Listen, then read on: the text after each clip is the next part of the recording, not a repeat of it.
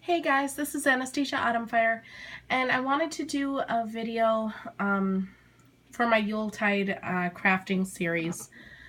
Yule is a time of celebration. It's a time where I think in pretty much every faith base there's some form of gathering with family, and I don't want to say giving thanks because that's kind of reminiscent of Mabon, but it feels that way. You know, we're more giving at this time of year, or at least we should be more giving at this time of the year. We're more open. We acknowledge others' needs above our own. And we gather with family to spread that kind of joy and peace and comfort. So today I had a friend connect with me, and she let me know that one of our friend's sisters was killed this weekend in a car accident. And I was just floored by it. I didn't know the sister personally, but I know my friend, and she's really taken back by this. And for those of you that follow me on Facebook I kept seeing ravens and crows and the dark goddess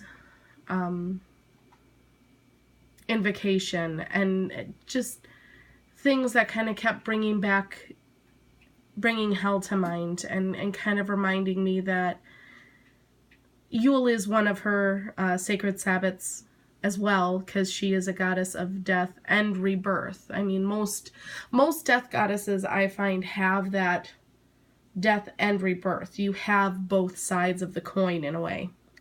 And but especially Hel, she's actually half in dark, half in light, in and of herself. Her own form is half maiden, half crone, so she's definitely about that balance. And so Yule speaks to that rebirth side.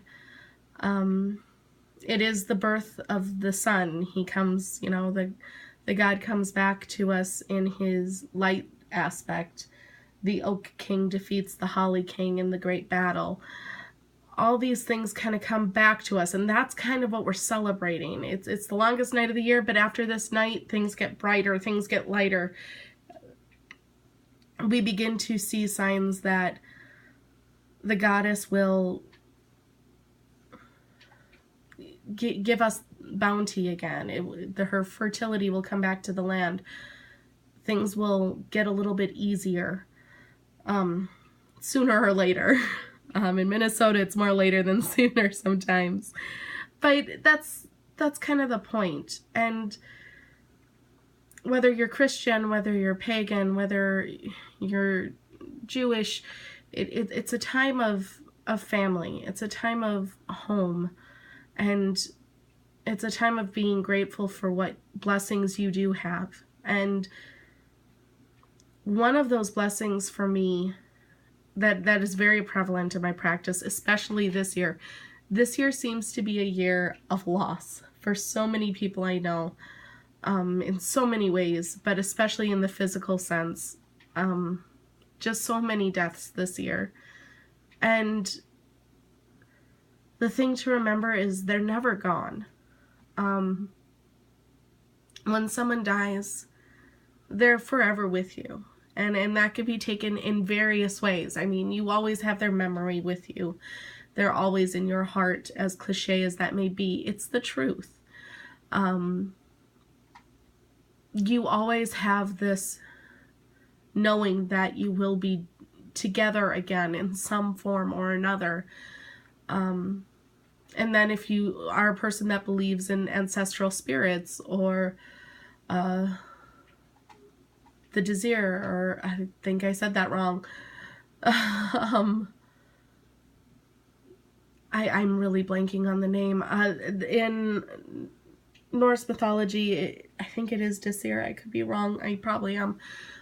There's usually it's female, ancestral spirits kind of become white lights for their family. They look over their family. They stay on the earthly plane to guide them and be with them. I believe it's Desir, but I could be very wrong in that. Or spirit guides. It really, it can play out in numerous ways. And for me, when the holidays come, it gets very personal. I'm sure everyone has their family traditions. I'm sure everyone has their ways of doing things that were important to your family. And if you're not that close with your family, you know, family doesn't have to be blood. It can be your friends. Some people I know go caroling every year. Some people I know, they have a local band that they go and see every year. They see their Christmas concert. Me, it was about wrapping gifts. I'm not sure why. It was just always a big deal. And I still do that. I go very crazy about doing that. I have to have different color wrapping paper and all sorts of different ribbons to decorate it with, and bows and this and that. And that relates completely to my Grandpa Alan. He loved, one of the things he absolutely loved was having the tree lit and decorated, which is another big thing for me. I every year decorate my Grandma Carol's Christmas tree. Grandma Carol was married to my Grandpa Alan, and when he was alive, he would love to kind of sit in the room and drink a glass of wine or a glass of brandy and listen to Christmas carols with me, because I would always have the radio station on or a CD that he had, and decorate the tree, and we'd sit and chat. And to this day, I decorate the tree for him. But he would love, as the season progressed, having the tree decorated and lit and so pretty, and then having the presents underneath it, and each package was different. I would have different color wrapping papers, different kind of bows. It was very detailed. I would make sure ribbons were certain ways and no two packages were alike, because I knew how much he liked to see that, how much he liked that. Sorry, I'm getting a little teary-eyed here. It's kind of personal. So last night I began wrapping presents, and it felt like he was there. And it's that way every year.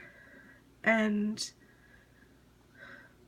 when my friend told me that her sister had, or when my friend actually told me that my friend's sister had been killed, it kind of struck a chord with me. And then after seeing so much revelation to the dark goddess and hell came to mind, I thought, you know, with Samhain, I did so many crafts relating to the ancestors. I did so many crafts relating to those that we have loved and have passed on. It seems only right that I honor them also in Yule with a craft. So what I'm doing is a witchy orb. I've got this lovely earthen witchy orb, which my sachet bag is not wanting to let go of. Ah, there we go. I got this at Michael's. They have, I normally get the ones that are a bit bigger. It's easier to put the sachet bag in the middle. But they were out of those orbs. And then I was just thinking, okay, I'll postpone it for another night. And then I saw this, and almost instantly I'm like, nope, we're going with the glittery, icy one. It's not as tied to nature because it does have, you know, glitter and plastic ice on it. But it's very Yuletide. It's very crone-esque in a way. And it really thought it was symbolic as well, because kind of like with autumn, the leaves are changing and they're in their most beautiful state. I mean, I absolutely love the colors of autumn. If you live somewhere that have the trees changing, you know what I mean. Seeing them in pictures is beautiful too, though, so I'm sure everyone understands.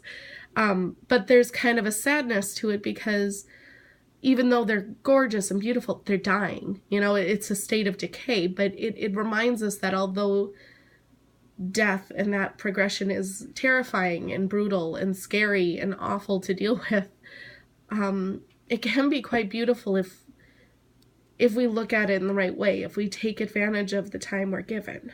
And ice and snow is very much like that with me as well. I love, I'm trying to choose my words carefully here, being a Minnesotan. I do love snow for the holidays. Pretty much as soon as the holidays are done, I'm good with it being gone. But up until the holidays, it brings this beauty to you, and it brings this nostalgic era of, you know, building forts and snowmen and snow angels. This weekend my daughter learned about snowballs and has been very quick to show me her knowledge of snowballs. And I think it definitely relates to the crone, because it is barren, it is cold, it is icy, it is, you know, there's no comfort in snow really if you think about it, but it's so beautiful. And the crone is very much, she's not about giving you warm fuzzies and tucking you in with a good story. She's about telling you how it is. But there is still a beauty to her. There is still a love to her. And so I kind of like the symbolism in that, even though it is a little less nature-based as I usually like to go with. Then what I did is I took a sachet bag. This is a beautiful pink sachet bag that was given to me by my witchy pen pal, Stephanie. Thank you, Pretty Alice Moon. Sorry about that. And I actually wrote on the bag my little spell. It's basically just an invocation, just inviting the spirits of those we've loved and lost to join us for the season, and for us that remain in this world to remember that we are still connected to the other veil. That their spirits are always with us, and that we should take comfort, and we should send love and positivity into the universe, and just be there with those that we know and love, even if they have passed on. They should still be part of our holidays. I chose pink because this was very much for me about love.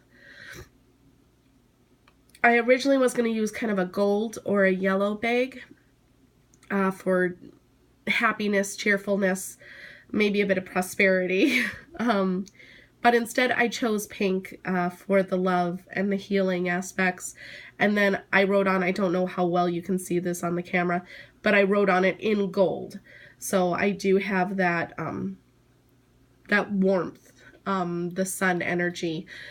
I thought that would be a nice balance to have the sun energy and the God energy, basically, because for me, in my practice, the sun is very much a representation of the god, and the moon is very much a representation of the goddess. And I think that's true of a lot of people's practices.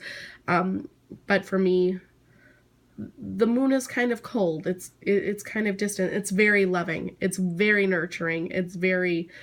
But it has this mystery to it. It has its withdrawnness to it in a way. And so I thought the snow and the ice on that kind of reflected that as well. And then the gold writing kind of helped with the solar energy of the sun.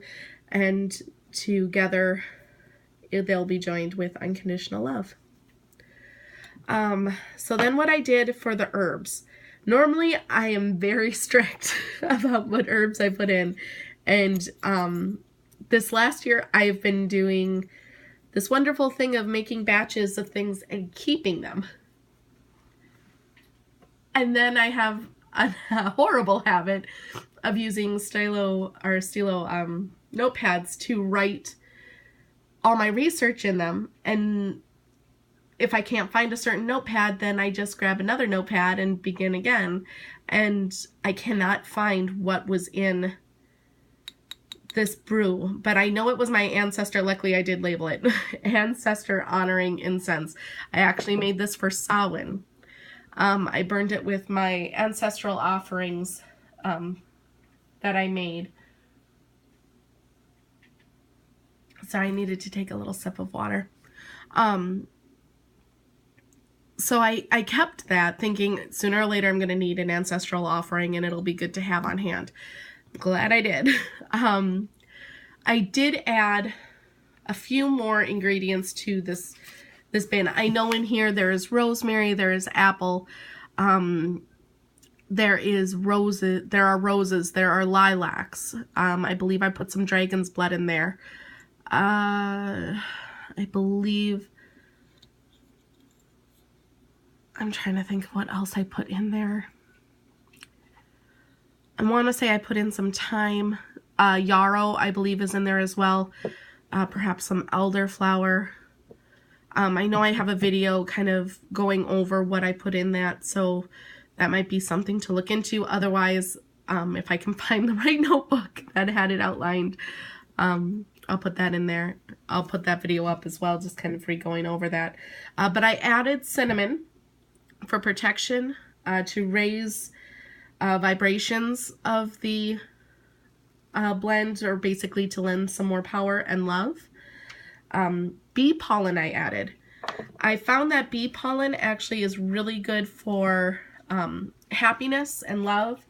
It also helps to ease depression, which when you're dealing with grief, when you're dealing with memories of those that you've loved and lost, sometimes that comes into being as well. I added nutmeg for luck and protection. Mint helps to promote energy and healing. Marjoram for happiness and warmth. And I added that in there and shook it up. Not only did those additions kind of help lift it, I think when I made the ancestral offering, it was a bit heavy in its energy. I mean, it was very reverent and it was very solemn, and it was still very filled with love, but it was kind of a different love. It was a more, I can't think of a better word, a very solemn kind of feeling. And those additions kind of helped raise it up a bit. And it also smells amazing. It smells very, very holiday, if that makes sense. Then I grabbed a rose quartz. Rose quartz is, of course, love. It represents family, and it also eases the grieving process. Then I have a lovely hematite, hematite for psychic awareness, astral travel, which I kind of liked for this concept because it is to connect us with those we've loved and lost that aren't able to be here in the physical realm on Yule. And it also is good for grounding, which is good to have in healing. It also is a sacred stone for health, so I thought it important that I put it in my witchy orb. And then I have a blue lace agate. I have not really worked with agates too much. This was completely a buy from my local witchy shop, Enchanted Boutique, because I heard it was good for balance, and I absolutely love the stone. It aids with stabilizing, strengthening, balance, encouragement, and support. It is a communication stone. It's very good for when you're finding yourself at a loss for words, or thoughts aren't coming to you and able to be processed properly into vocalization so they're easily understood. Healing and comfort as well. It was supposed to aid with bringing kind of soothing people. So those are the elements that I have. What I'm going to do is add them to the sachet bag as I knock one of my stones out of view.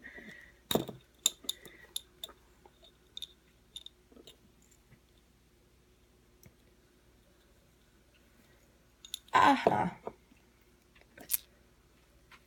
I'm going to do Maiden, Mother, and Crone. Now, the only thing I will say is if you make a sachet bag like this, I strongly, strongly, strongly recommend doing what I did not.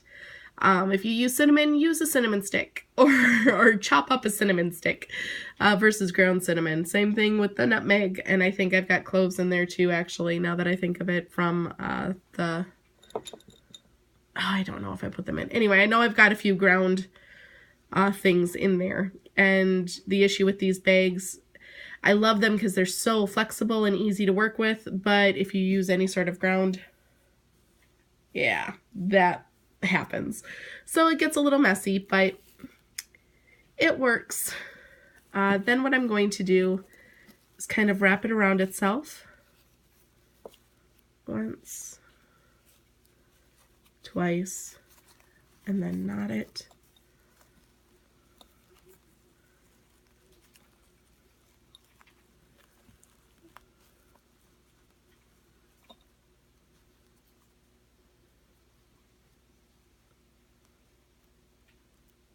And of course, now that I'm trying to make a knot expediently on camera, I can't. There we go. I kind of had to tug and pull to make a hole big enough to put this through. Again, with the glitter and the plastic and stuff, it lessens the flexibility, but there we go. I did get it in there. So that is that. Now what I'm going to do, and of course I grabbed them and now I don't have them. Oh, goodness gracious. Oh, here they are.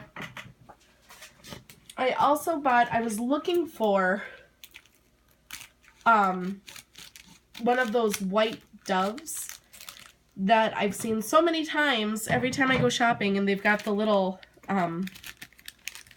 metal tie things underneath them, like where the feet should be, if that makes sense, the little twist ties. I've seen them all over the place, and then the one time when I want one, I cannot find one to save my soul. My plan was to get one of those and Sharpie it black so that it would be a raven or a crow, but I couldn't find one. And in hindsight, I'm okay with it. I actually got a bunch of white poinsettias. Again, it is fake. It's not real. They've got glitter on them. I did like the glitter. Again, silver for the goddess, for healing, nurturing, that kind of motherly love. Poinsettias are a very magical flower, especially since they're not a flower, they're a leaf. There is a story I read, and I might be misquoting it, so I send apologies if I am wrong. But there was this story of a poverty-stricken child who was very poor and didn't have money for a gift or anything, and he saw this green leafy plant. I want to say this is a Mexican story. He found this green leafy plant, and he prayed that it be enough of an offering, and he was so pure of heart and so sweet that when he walked through the gates of the church, the red leaves on top of the plant just blossomed into this beautiful flower. Again, I'm not Christian, so the whole church thing kind of doesn't resonate with me, but I love the idea of a flower bursting forth with so much magic, and that it's an innocent child that brought it about, and that just spoke with me, especially with the connection to Hel, as she is a protectorant of young children. And I just feel so much connects her with acceptance and love, and it really just spoke to me. And white, of course, is about spirituality. For me, it's about connectedness. It really fits in with any color. That's why I love using white for things, because it's kind of the universal color. But for me, at least, when I see white or use white, it's about connection between the two realms. So I thought that would be perfect. So what I'm going to do is squeeze this through here.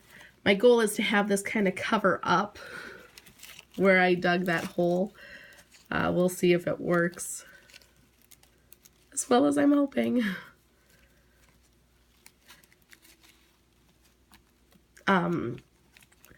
Red would have been another good color for the poinsettia. I liked the silver rim on this, whereas the red, I believe, had gold.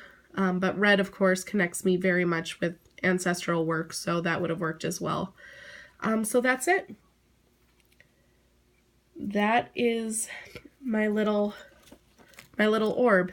Now the idea is I've got black ribbon for protection, again for binding.